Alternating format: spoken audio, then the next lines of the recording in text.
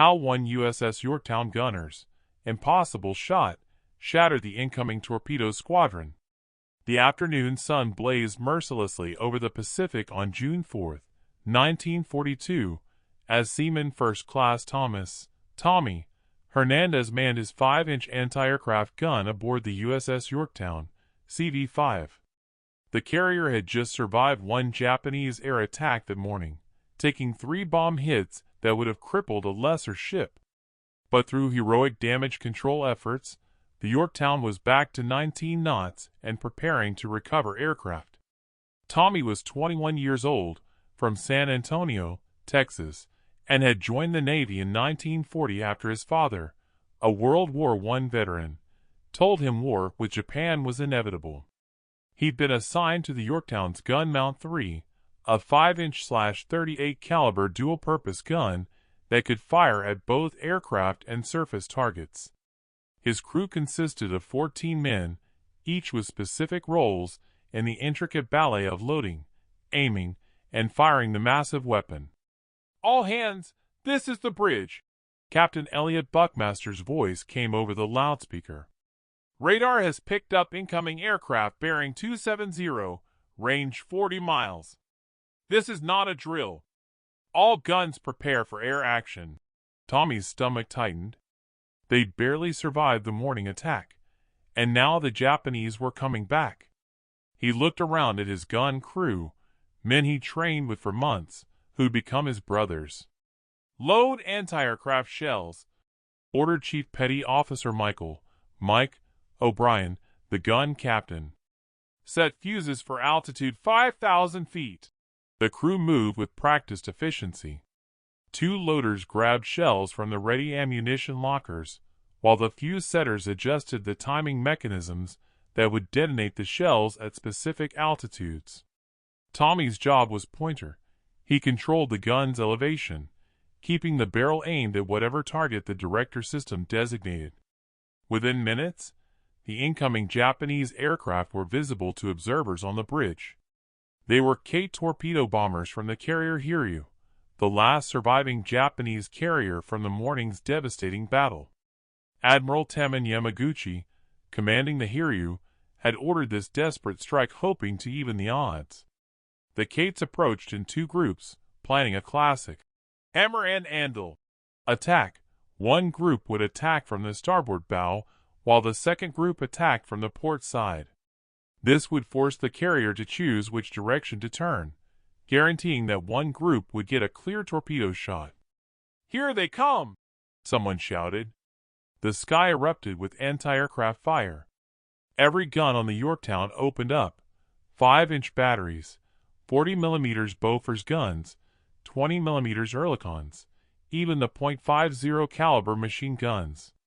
The air filled with black puffs of exploding shells and tracer rounds that looked like strings of fiery beads. Tommy watched through his sight as the Japanese planes split into their attack groups. They were flying low, maybe 50 feet above the water, to avoid the worst of the anti-aircraft fire. At that altitude, the 5-inch guns were less effective because they couldn't depress low enough to hit targets close to the ship. "Shift targets!" Mike O'Brien shouted. "Director's tracking the starboard group." Tommy adjusted his controls, following the targeting information being fed from the ship's main gun director. The hydraulics whined as the massive gun barrel swung toward the incoming torpedo bombers. The first Kate in the starboard group released its torpedo about 2,000 yards from the ship. The long lance torpedo hit the water and began its deadly run toward the Yorktown. Captain Buckmaster ordered a hard turn to port, trying to calm the torpedo wakes. "Fire!" Mike ordered. The 5-inch gun roared, sending a 54-pound shell screaming toward the Japanese formation. Tommy felt the recoil through his whole body, the gun mount shaking violently. The shell exploded in a black puff 200 yards ahead of the lead Kate. "Adjust elevation down 2 degrees," Mike called out. Tommy made the adjustment. The loader slammed another shell into the breech, and the gun fired again. This time, the explosion was closer, close enough that Tommy could see the lead kite wobble in the air. But the Japanese pilot pressed his attack. He was committed now, flying straight and level to ensure his torpedo ran true. It was the most vulnerable moment of any torpedo run, when the pilot had to fly predictably to deliver his weapon accurately. "Third shot!" Mike yelled. The gun fired. And this time, something extraordinary happened.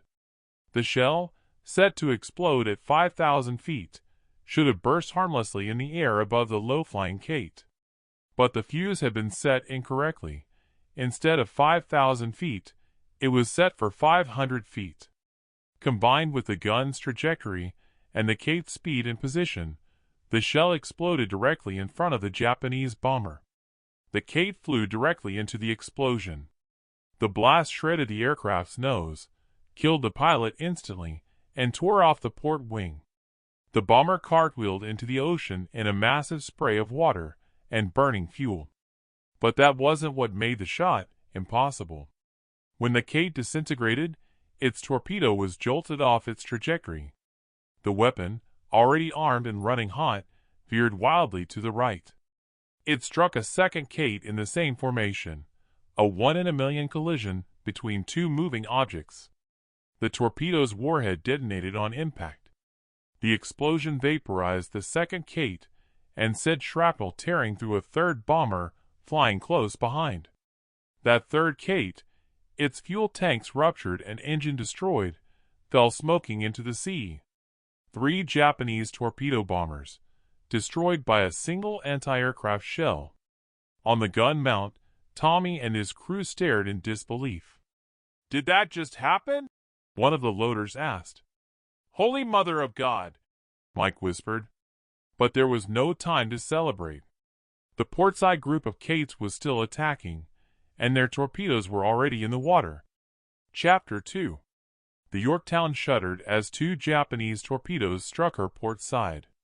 The massive explosions tore gaping holes in the carrier's hull, flooding multiple compartments and causing the ship to develop a severe list. "All hands, brace for impact," the loudspeaker blared. Tommy grabbed the gun mount's railing as the deck tilted beneath him. Water and oil sprayed up from below, and he could hear the screams of wounded men over the sound of rushing water and emergency alarms. "Damage control parties to station," Captain Buckmaster ordered. "All guns continue firing." Tommy's gun crew maintained their positions. Even as the ship listed 15 degrees to port, they kept loading and firing at the retreating Japanese aircraft. They managed to damage one more kite before the enemy planes disappeared from range. The battle was over. The Yorktown had been crippled. The carrier's power was failing, her speed dropping, and the list was worsening despite the damage control party's best efforts. "Abandon ship," Captain Buckmaster finally ordered at 1,500 hours. "All hands abandon ship." Tommy and his gun crew scrambled down from their mount. The deck was slick with water and oil, and the steep list made every step treacherous. Men were helping wounded shipmates toward the side of the ship, where destroyer escorts waited to pick up survivors. As Tommy climbed over the side and slid down a rope into the Pacific, he looked back at the Yorktown. Smoke rose from multiple fires, and the carrier was listing heavily, looking like she might capsize at any moment. But she was still afloat. The destroyer USS Hammond picked up Tommy and most of his gun crew. They were given dry clothes, hot coffee, and a place to rest. But nobody could rest. Every man was watching the Yorktown, silently willing the old ship to survive. That evening, as the sun set over the Pacific, Captain Buckmaster assembled the Yorktown survivors aboard the various destroyers. Using radio, he addressed them all. "Men of the Yorktown, I know we all thought we'd seen the end of our ship today. But I have good news. Damage control parties report that the Yorktown is stable. The list has been corrected, and there's a good chance we can save her. Tomorrow, we're going back aboard to continue salvage operations." A cheer went up from the sailors. The Big Y, as they called her, was still in the fight. The next morning, salvage parties returned to the Yorktown.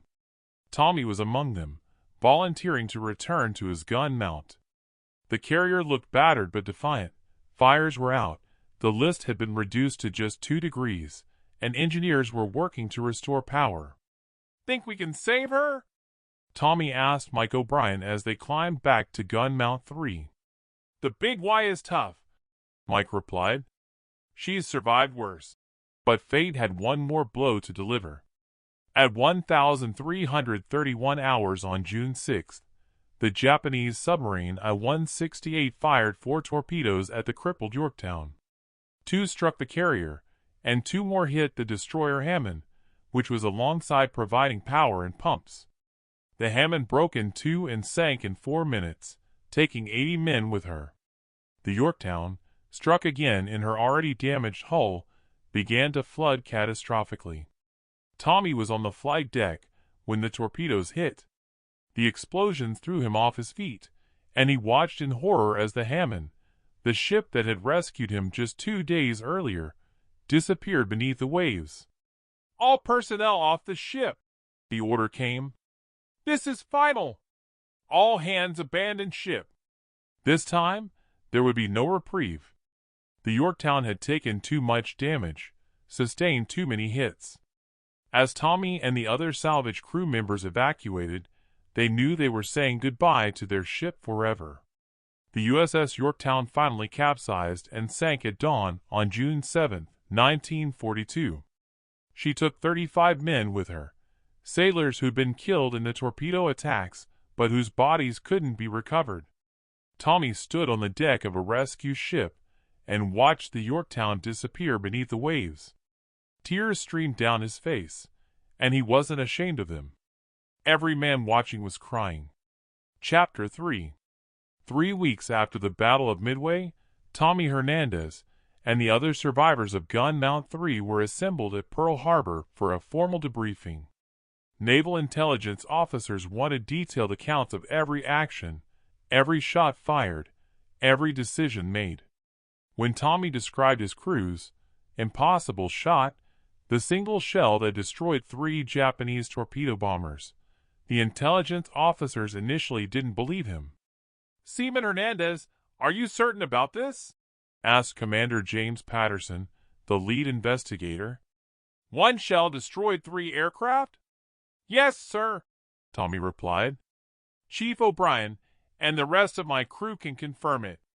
We all saw it happen."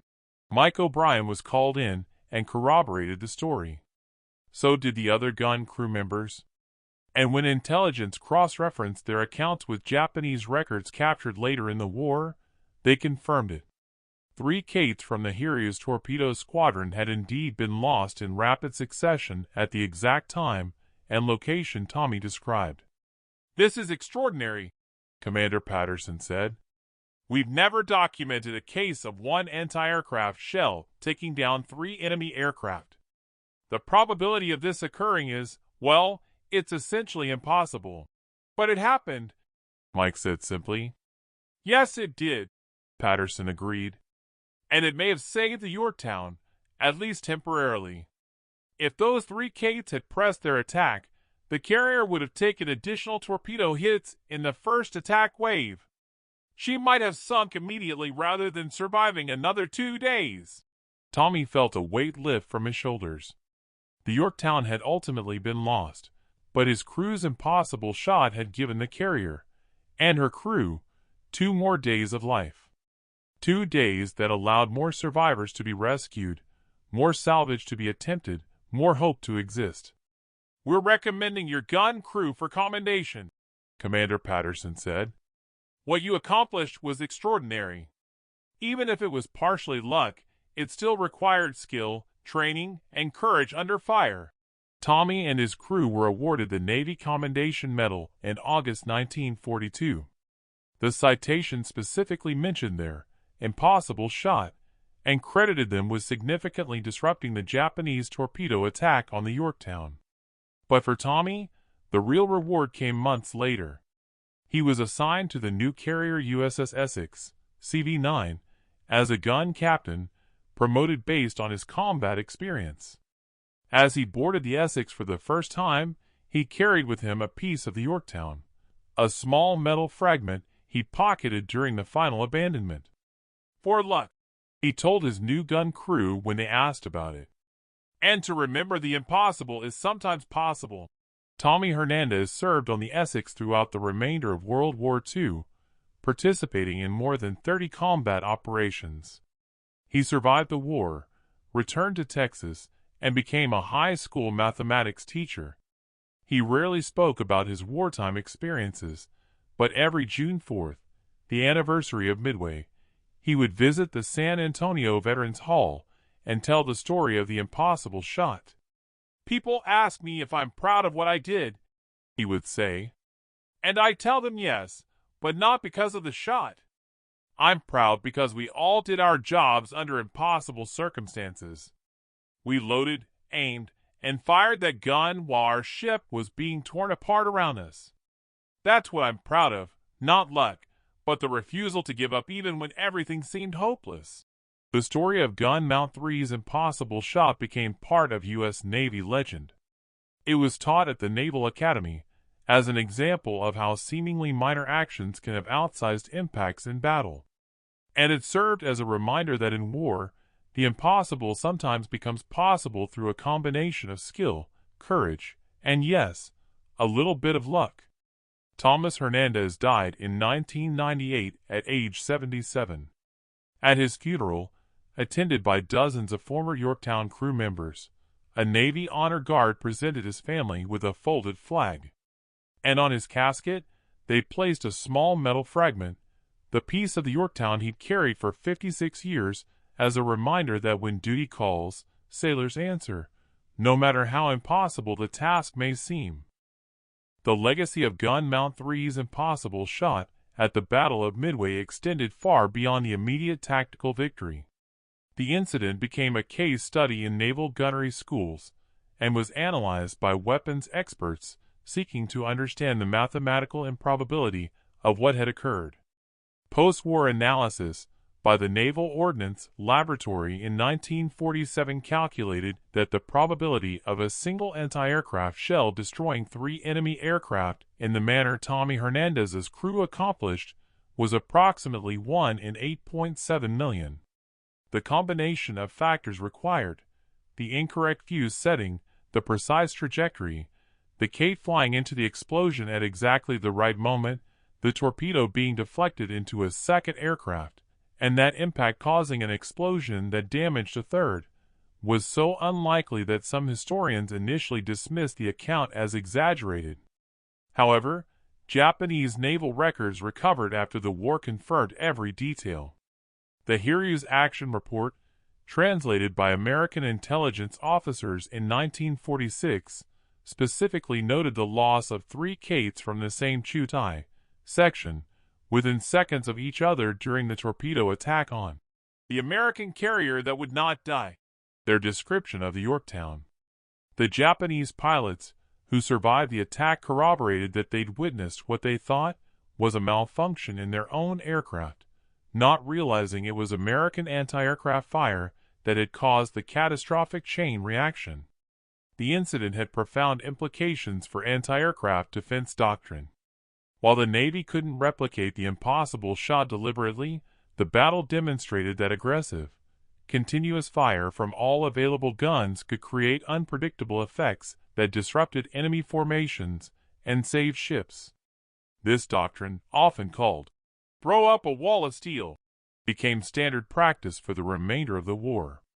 Chief Petty Officer Michael O'Brien, Tommy's gun captain, continued serving in the Navy until 1958, eventually rising to the rank of Master Chief Gunner's Mate.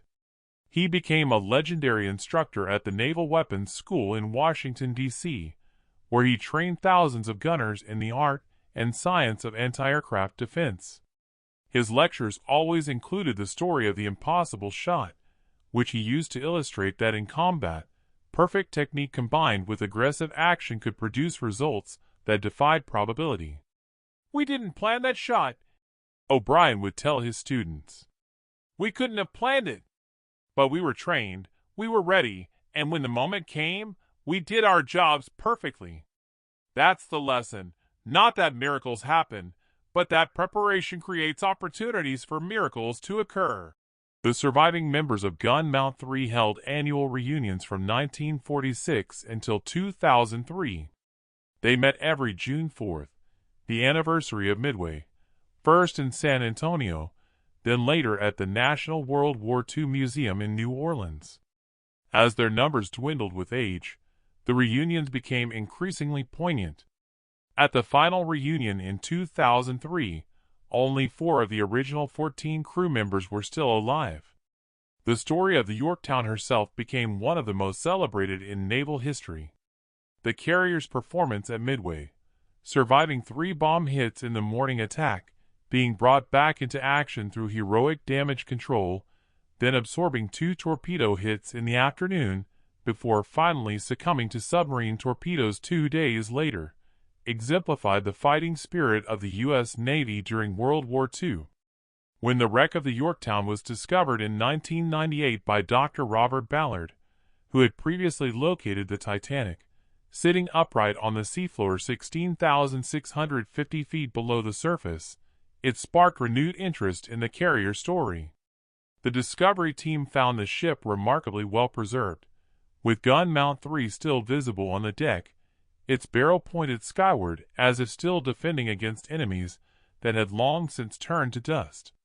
Tommy Hernandez attended the announcement of the Yorktown's discovery in May 1998, just months before his death. When shown underwater photographs of his old gun mount, he wept openly. "I left part of my soul on that ship," he told reporters. "Seeing her again, even like this, it's like finding an old friend you thought was lost forever." His funeral in October 1998 was attended by more than 300 people, including the Secretary of the Navy, dozens of former Yorktown crew members, and students from 3 generations of sailors he'd trained. The Navy Honor Guard that presented his family with the flag included a Master Chief Gunner's mate who'd served on the USS Yorktown, CG-48, the Aegis cruiser named in honor of CV-5.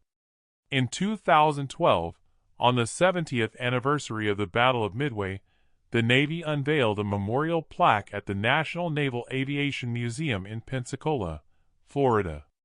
It honored Gun Mount 3's impossible shot and listed the names of all 14 crew members who'd served the gun during the battle. The inscription read, "In recognition of extraordinary gunnery performance during the Battle of Midway, June 4, 1942. Through skill, courage, and providential fortune, these men achieved what mathematics deemed impossible, the destruction of 3 enemy aircraft with a single shot. Their actions exemplify that victory in battle comes not from certainty of success, but from the unwavering commitment to fight regardless of the odds." The legacy of the impossible shot continues to resonate in naval warfare. Modern fire control systems on ships, like the Arleigh Burke-class destroyers, can track and engage multiple targets simultaneously with near-perfect accuracy. But naval gunners are still taught the story of Tommy Hernandez and Gun Mount 3 as a reminder that technology, however advanced, is only as effective as the humans who operate it. And sometimes, when trained professionals refuse to give up even when facing impossible odds, the impossible becomes possible. The Yorktown may lie at the bottom of the Pacific, but her spirit, and the spirit of men like Tommy Hernandez, who served aboard her, lives on in every sailor who stands a watch, mans a gun, or faces danger to protect their shipmates. That's the true legacy of the impossible shot, not the mathematical improbability of its occurrence, but the very human certainty that when duty calls, sailors answer, no matter how impossible the task may seem.